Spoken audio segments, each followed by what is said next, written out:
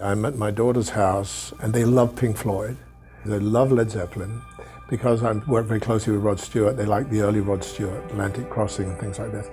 And I'm hearing them play this music, and it has nothing to do with what was in my rehearsal room, in my clubs.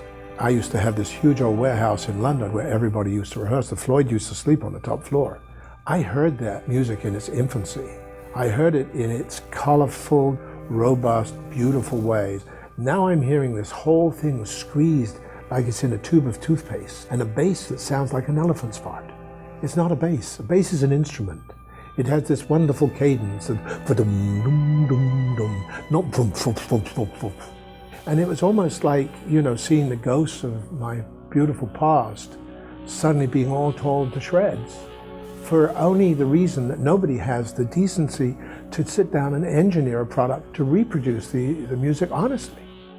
We've been kind of on like this de-evolution of sound, where some of the modern recordings have gotten a little overly processed and trying to make everything sound loud. You can read about like the loudness wars, and it gets kind of fatiguing after a while. So we developed Trillium with the inspiration to create a portable mobile speaker that suits today's consumers who are primarily streaming music from their phones and their tablets digitally. And we wanted to reproduce the sound that you would normally associate with a much larger traditional two-channel stereo system. So the first thing we said is, okay, what is the size? The market will only allow you to do so much. Then we brought in and partnered with some of the brightest young minds in the technology world, and we drove one another. And just when everybody said, wow, that's amazing, I banged the table, Khrushchev style, and I said, damn, no, it's not, make it better.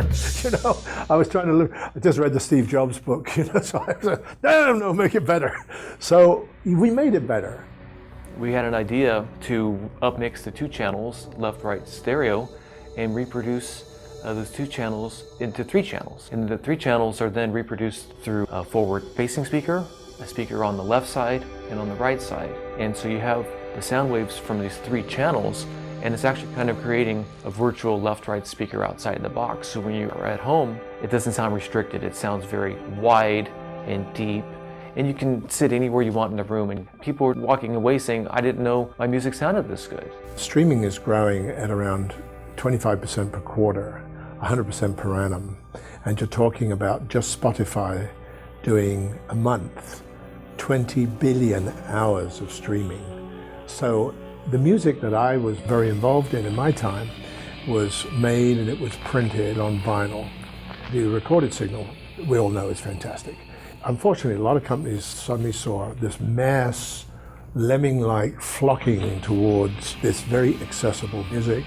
And at the same time, there was the music shift from the traditional great legends, which are now all coming back, to the different type of music, which is hip-hop, EDM, garage, which was very bass-driven and very treble business. So the beauty of the mid-range, where the vocals were, and the warmth and the passion and the drama and the dynamics was missing. And this is why so many vinyl stores are opening. They're looking for the vinyl presses. They're even now rebuilding new presses.